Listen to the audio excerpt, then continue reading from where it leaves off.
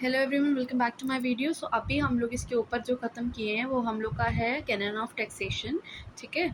और now we will see the interpretation of tax law. So interpretation का मतलब क्या होता है? जैसा कि सबको पता है, लॉ स्टूडेंट अगर कोई फर्स्ट ईयर में सब्जेक्ट है या फिर फिफ्थ ईयर में है तो मोस्टली टैक्स जो होते हैं वो फिफ्थ ईयर के सब्जेक्ट्स होते हैं, फोर्थ ईयर फिफ्थ ईयर। तो इंटरप्रिटेशन का मतलब ये होता है कि आप किस तरीके से जो टेक्स्ट लॉ है उसको इंटरप्रिटेट कर रहे हो, मतलब बता रहे हो, पढ़ रहे हो या फिर उसको जानने की कोशिश कर रहे हो, इंटरप्रिटेट कर रहे हो, ठीक है। तो ये इंटरप्रिटेशन जो होता है वो स्ट्रिक्ट होता है। क्यों स्ट्रिक्ट होता है? क्योंकि वो किसी के पैसे से रिलेटेड होता है। और ये एक जहाँ पे आप अपनी मेहनत की कमाई किसी को दे रहे हो, अगर वहाँ पे थोड़ी बहुत भी फ्लेक्सिबिलिटी हुई तो आपको ज़्यादा देना पड़ेगा या फिर आपका पैसा सही यूज़ में नहीं जाएगा। इस वजह से इसकी जो इंटरप्रिटेशन होती है वो हमेशा स्ट्रिक्ट होती है। Okay, text law are highly complex, ठीक है। So interpretation play the crucial role to in ensuring the clarity and the fairness. जैसा कि मैंने कहा कि किसी की मेहनत की कमाई है तो वहाँ पे हर चीज़ फेयर होना चाहिए, क्लियर होना चाहिए। Court and tax authorities of rally on the rule of interpretation, ठीक है। जहाँ पे कोर्ट हो गया, टैक्स अथॉरिटी हो गई, रूल ऑफ इंटरप्रिटेशन को फॉलो करते हैं ताकि कि आर्बिट्रेशन या फिर करप्शन या फिर डिस्क्रिमिनेशन ना किया जा सके। पूरा एकदम ऐसा नहीं है लॉ को तोड़ मरोड़ के उनसे ज़्यादा पैसा ले लें। इसी वजह से स्ट्रिक्ट इंटरप्रिटेशन यहाँ पे लिया जाता है, ठीक है।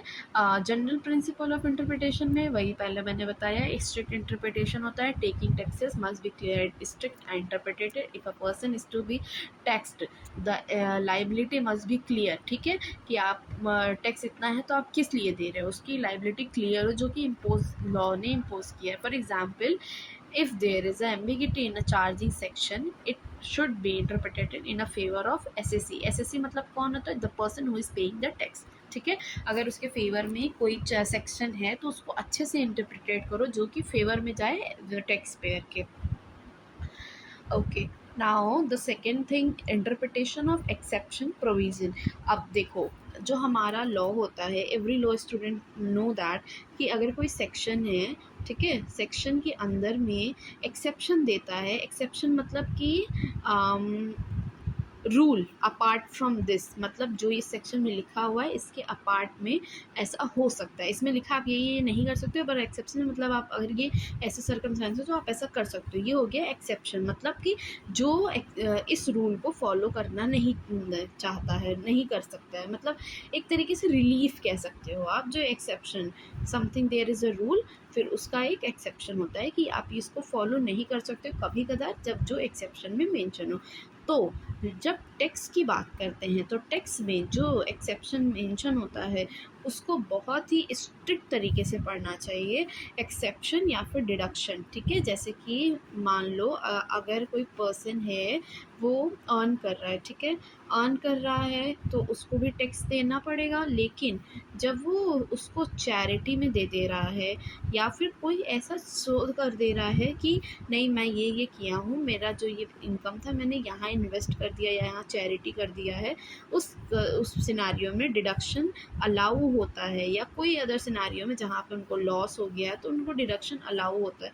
तो ये एक्सेप्शन या डिडक्शन बहुत अच्छे से इंटरप्रेट करना चाहिए। जो बर्डन है वो लाई करेगा किस पे? टैक्स पेयर पे। अगर कोई भी एक्सेप्शन आपके पास आपके फेवर में आ रहा है, ठीक है, तो ये आपको प्रूफ करना पड़ेगा किसको? जो टैक्स पे कर रहा है। सो बर्डन किस पे लाई करता है? टैक्स पेयर पे। Okay, harmonious construction.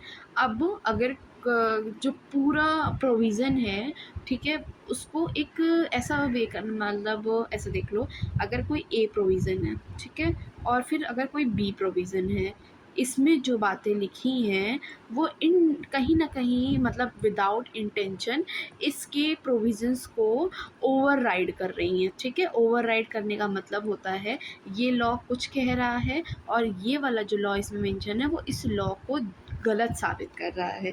तो इसमें कोर्ट की ड्यूटी है कि ना इसको गलत कहें ना इसको गलत कहें, इन दोनों को ऐसा एक्सप्लेन करे, एक हारमोनियस मतलब कंस्ट्रक्शन करे। हारमोनियस मतलब क्या होता है, मेल करके हारमोनी करके उनको अंदर एक ऐसा ना करे कि इनको गलत बता दे इनको गलत बताते, दोनों को अपनी जगह सही बताएं और दोनों का तालमेल बैठा के एक कंस्ट्रक्शन बनाए, बेटर वे में उसको एक्सप्लेन करे कि नहीं दिस इज़ नॉट रॉन्ग, तो आप उसमें उसको हारमोनियस कंस्ट्रक्शन को, प्रोविज़न को एक्सप्लेन करेंगे। ठीक है, ये किसकी ड्यूटी है, ये कोर्ट की ड्यूटी है या टैक्स अथॉरिटी की ड्यूटी है कि हारमोनियस कंस्ट्रक्शन करके प्रोविजंस को रीड किया जाए। ठीक है, substances over the form court look at the real intent। अच्छा ठीक है, मेनली जो लीगल फॉर्म में लिखा होता है, कभी कभी कोर्ट की ड्यूटी बन जाती है कि जब ये अप्लाई नहीं हो रहा, ये ओवरराइड कर रहा है, हारमोनियस कंस्ट्रक्शन भी नहीं बन रहा, कुछ नहीं हो रहा, तो वहाँ पे कोर्ट जो है रियल इंटेंशन के ये लॉ क्यों बना है, ये लॉ क्यों बना है,